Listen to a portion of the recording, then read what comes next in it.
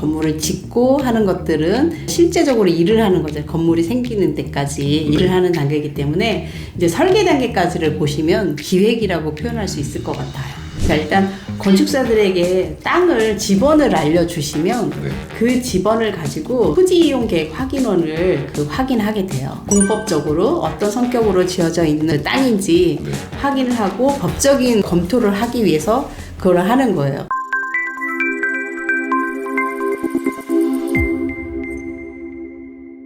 네, MPTV 시청자 여러분 안녕하십니까, 박태양입니다. 오늘도 매경 부동산 사업단 건축 분야 자문위원 이인하 교수님 모셨습니다. 안녕하십니까? 안녕하세요. 네.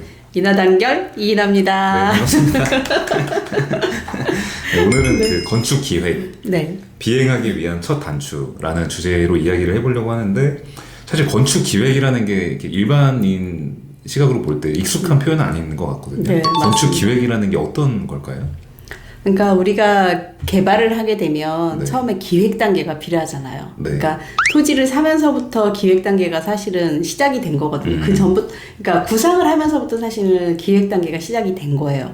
그런데 이 기획을 조금 더 구체화하는 단계. 그 전 개발의 단계에서 보면 우리가 어떤 계획을 해서 그 계획을 하는 단계를 기획이라고 보면 이제 실제로 건물을 짓고 하는 것들은 실제적으로 일을 하는 거죠. 건물이 생기는 데까지 일을 하는 단계이기 때문에 이제 설계 단계까지를 보시면 기획이라고 표현할 수 있을 것 같아요. 그래서 건축의 이제 그 기획 단계라고 보시면 이제 설계 인허가까지를 저는 이제 여기서 큰 틀에서 기획이라고 봤는데 그러면 우리 이 표에서 한번 보시면 대지에 대한 매수를 하고 그리고 나서 법규 검토를 하고 그 다음에 건축에서 보면은 이제 계획 설계를 하고 중간 설계, 시시 설계를 하고요. 그리고 이제 그 시시 설계 하기 전에 중간 설계에서 시시 설계 하기 전에 이제 건축 인허가 단계를 거쳐요. 그러니까 관에다가 내가 이런 건물을 짓고 싶은데 가능하겠습니까? 라는 단계를 거치는 게 건축 인허가 단계예요. 인허가가 이제 허가가 나면 심의하고 인허가가 허가가 나면 그 다음부터 이제 시시 설계 도면을 그리죠. 시시 설계 도면은 뭐냐면 우리가 시공을 하잖아요. 근데 시공하는 사람들이 자기 마음대로 뭔가 계획 없이 할 수가 없잖아요. 자, 우리도 뭔가 그림을 그린다라고 하면 이제 이 그림을 어떻게 그려야 되겠다라고 이제 색깔은 어떻게 칠해야겠다라고 하는 것들이 이제 있잖아요. 그러면 그 단계를 이제 설계를 한다라고 보시면 돼요. 예를 들어서 이게 있어요. 이 마이크가 있어요. 마이크가 있는데 마이크를 제작하는 사람이 요거를 어떻게 해야지, 요거 치수는 어떻게 하고 어떻게 해야지 라고 그 계획도를 그리는 거. 그게 이제 시시 설계라고 보시면 되고, 치수가 이제 다 들어가는 거죠. 그리고 이거를 이제 주문 제작을 하시는 분은 그러면 얘를 어떻게 구부려야 되니까 여기 몇 센치 구부려야 되고 이거 반경은 어떻게 되니까 해야 되겠다 라고 하는데, 그거를 그 계획도에서 나와져 있어야지 이 부분이 이거 커팅을 해가지고 여기를 이렇게 해야지 라고 하는 거죠. 실제로 이제 자를 재가지고 이렇게 만들어 내잖아요. 그러니까 그거를 시공 단계라고 생각하시면 돼요.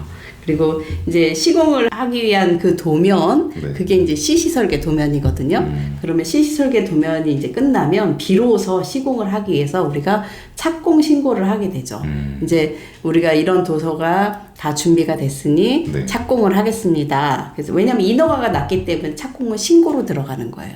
건물 지으라고 한 거니까. 그래서 이제 착공 신고를 하게 되면 착공 신고가 이제 들어가서 그 다음에 비로소 시공을 하는 거죠. 이제 시공을 하고 그 시공하는 것이 과연 도면대로 잘 되고 있는지 그런 거를 살펴보는, 관리 감독하는 게 이제 감리예요. 그래서 감리는 이제 시공하는 동안 계속 같이 있거든요. 그리고 나서 이 건물이 다 지어지게 되면, 자, 이게 적법하게 도면대로 잘 그 시공이 되었습니다. 라고 해서 이제 사용 승인이라는 걸 받아요. 이것도 관에다가 받는 거예요. 그래서 이 건물을 이제 사용하는데 문제가 없다. 다 지어졌다. 라고 하는 단계로 해서 사용 승인을 받으면 비로소 이제 사람들이 입주를 하게 되는 거죠. 네. 그 사용 승인을 득하지 않고 입주를 하게 되면 네. 이제 뭐 그 감리했던 감리자, 네. 감리자도 뭐 그 징계를 받기도 하고 이제 뭐 불법이 되는 거죠. 네. 네. 근데 사실 여기에는 우리가 뭐 요새는 좀 더 디테일하게 얘기하면 착공 신고를 하기 전에 기존 건축물이 있다 그러면 철거도 해야 되잖아요. 네. 그래서 철거 허가를 받기도 해요. 그러니까 서울 같은 경우는 이제 많은 건축물이 철거 허가 대상이 되거든요. 네. 그러니까 예전에는 그냥 철거하면 되는 거 아니야? 라고 하고 그냥 철거를 했어요. 네. 근데 요새 사고가 많잖아요. 네. 광주에서 건축물 그 네. 철거하다가 무너진 그런 네. 사고들도 건축 그 해체 감리자가 네. 이렇게 뭐 많이 나왔잖아요. 거기서도 감리가 뭐 제대로 안 됐다 이런 얘기도 하는데 사실은 감리자의 책임보다는 시공자의 책임일 확률이 커요. 상주를 하게 되면 시공하는 동안에 같이 있지만 비상주일 때는 그 시공하는 동안에 같이 안 있거든요. 그러니까 언제 공사를 한다라고 알려주지도 않고 공사하게 되면 감리자가 모르는 상태에서 공사를 하다가 사고가 나는 경우, 그런 경우는 사실 비상주 감리자에게 그거를 책임을 묻는 거는 좀 저는 이게 좀 잘못된 일이다라고 저는 개인적으로 그렇게 생각을 하고 있습니다만 어쨌든 그런 그 경우들이 있을 수 있고 네. 그래서 요즘은 철거에 대해 철거하다가 사고도 많이 나기 때문에 철거 허가도 하고 해체 계획서도 제출을 하게 되고 철거 심의도 하고 막 이렇습니다. 그래서 멸실 신고를 하기 전에 이제 그런 단계를 거치게 돼 있어요. 요즘에는. 그래서 예전에는 그냥 했던 그 철거가 요즘은 그렇지 않습니다. 그래서 그런 부분도 있고요. 어쨌든 이제 사용 승인을 하게 되면 건물을 잘 이제 철거 잘 하고 새로 이제 잘 짓고 해서 사용 승인을 하게 되면 이제 실제로 사용을 하게 되는 단계가 되는 거죠. 근데 요즘에 이제 해체에 대한 부분을 이제 하는 이유가 우리도 도심에 보면 웬만한 건축물들 다 있잖아요. 그쵸? 네. 없는 그냥 빈 땅이 별로 없어요. 네. 그러면 지하 같은 경우도 지하층이 있는 건축물들이 많거든요. 네. 그러면 이제 철거를 할 때 네.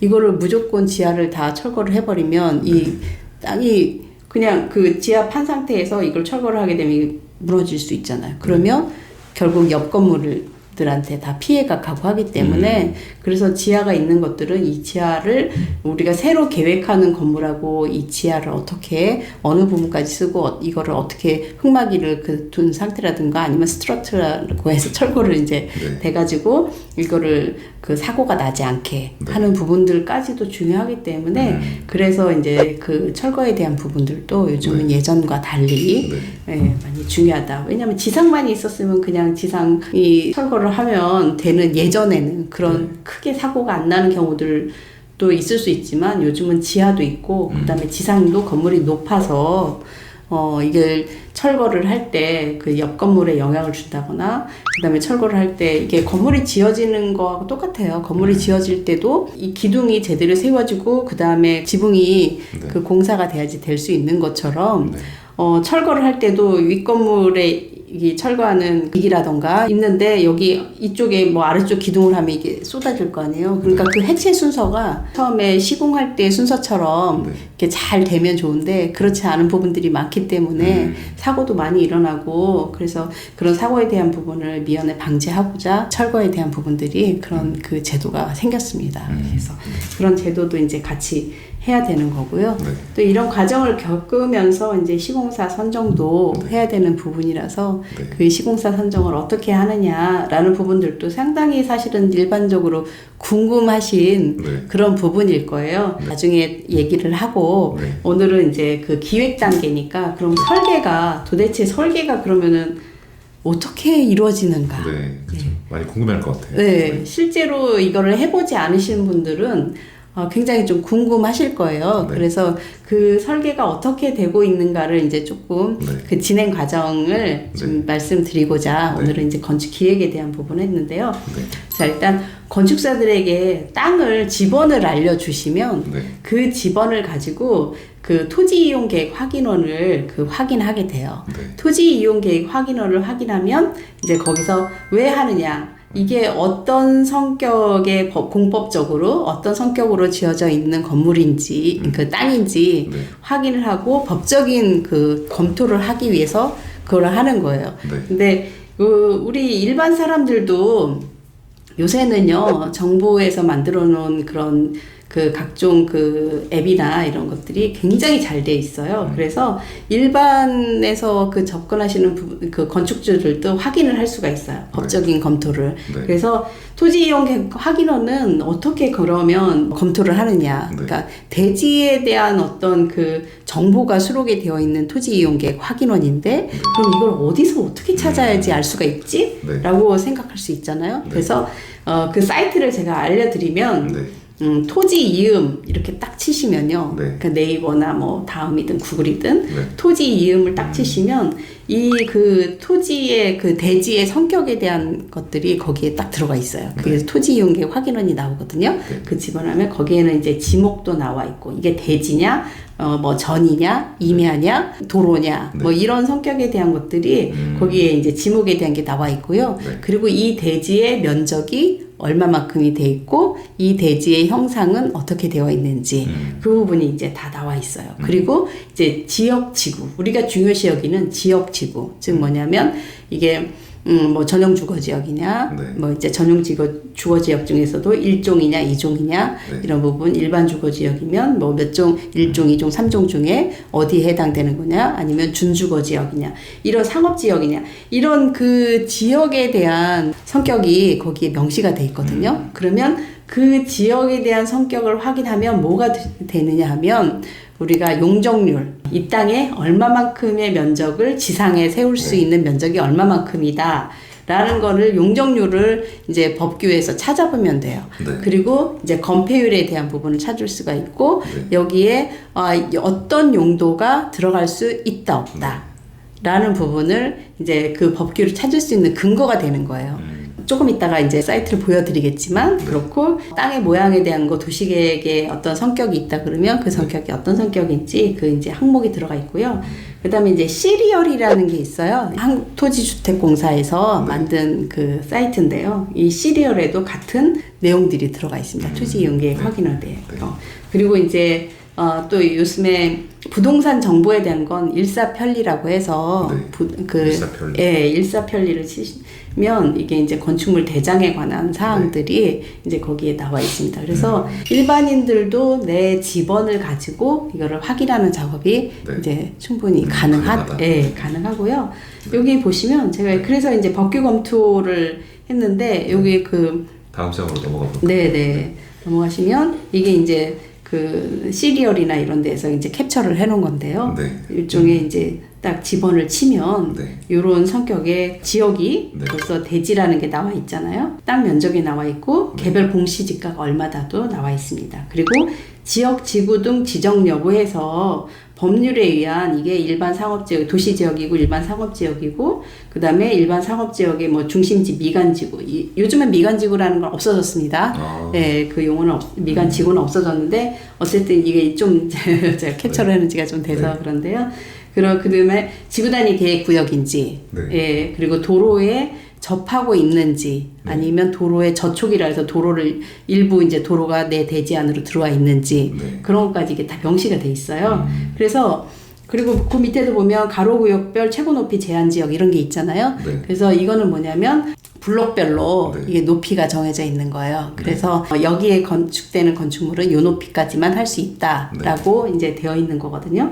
그래서 그런 내용들이 이렇게 되어 있고 이걸 토대로 해서 일반 상업지역이면 자 일반 상업지역이라고 나왔는데 그러면 이게 지금 서울이다. 그러면 어떤 법규를 봐야지 용적률이 몇 프로인지 알 수 있느냐라는 부분을 이제 파악하게 되는 거죠. 그러면 이제 파악하는 방법이 국토의 계획 및 이용에 관한 법률 해서 여기 나오잖아요. 그런데 그거는 전 국토에 허용하는 그 이제 그 지역 지구별로 허용하는 용적률이 나와요. 그런데 정말 확실한 것은 각 시도 도시계획 조례 도시계획 조례에 위임을 해놨거든요. 그래서 서울시 도시계획 조례에 들어가서 보면 거기에 일반 상업지역의 네. 용적률이 얼마다, 건폐율이 얼마다라는 게 나와요. 네. 그래서 법규를 그렇게 체크하시면 네. 그리고 일반 상업지역에는 어떤 용도의 건축물들을 네. 건축할 수 있다라는 건축할 수 있는 용도에 대한 것도 나오거든요. 네. 그래서 그거를 찾으시면 이 건물에는 이제 뭐 어떤 어느 정도의 용적률을 가지고 할 수 있겠구나라는 네. 걸 이제 대강 감을 잡으실 수가 있죠. 네. 그리고 이제 지구 단위 계획구역이라 그러면 지구 단위 계획구역에 대한 그 이제 내용들을 네. 이제 볼 수가 있고요. 그 사이트가 있어요. 각 네. 시도 구청에 들어가면 거기 네. 연결되는 사이트들이 있거든요. 네. 그래서 그걸 가지고 이제 도면 확인을 한다거나 하는 건데 여기까지 찾기는 조금 어려우실 수도 있는데 어쨌든 그것들을 우리가 찾고자 한다 그러면 다 있습니다.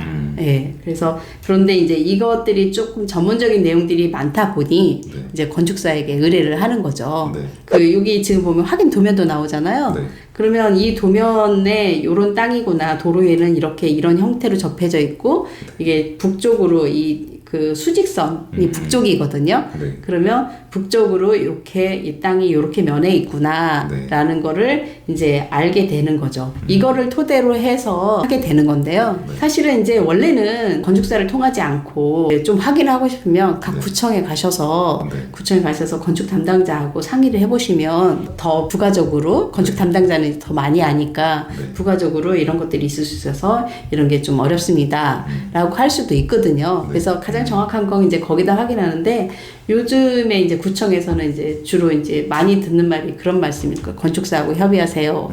나는 그러니까 워낙 바쁘니까 업무가 많아서 바쁘니까 건축사하고 협의하세요라는 말들을 많이 들으실 텐데요. 그래서 제가 이제 제일 확실한 거는 구청에 가서 확인하시는 건축 담당자에게 확인하시는 게 제일 좋고요. 네. 이제 그게 그쪽에도 일이 많으니까 이제 건축사한테 미루는 케이스들이 있는데 네. 그래서 제가 건축사에게 확인하시면 네. 그래도 좀 편하시겠습니다라고 이제 말씀드리는 거고요. 네. 그래서 이런 법규를 그 다음 페이지가 이게 토지 이음의 홈페이지에서 이제 토지 이음에서 지번을 이렇게 딱 치시면 열람을 하든지 뭐 하시면 나올 수 있는 거고 그 다음 페이지가 이제 시리얼에 대한 페이지고요. 네. 그리고 그 다음이 이제 일사편리에 대한 페이지를 제가 이렇게 해놓은 거거든요. 그러니까 네. 이런 것들은 그래서 부동산 종합증명서 이렇게 딱 클릭하고 들어가셔가지고 이제 본인 정보를 좀 치게 돼 있거든요. 네. 그래서 남의 땅이라고 해서 못 보는 게 아니고 네. 내가 이 땅에 대해서 검토를 하겠다라는 거니까 그건 얼마든지 가능하고요. 네. 그러니까 땅에 대한 법률 검토를 할 때는 네.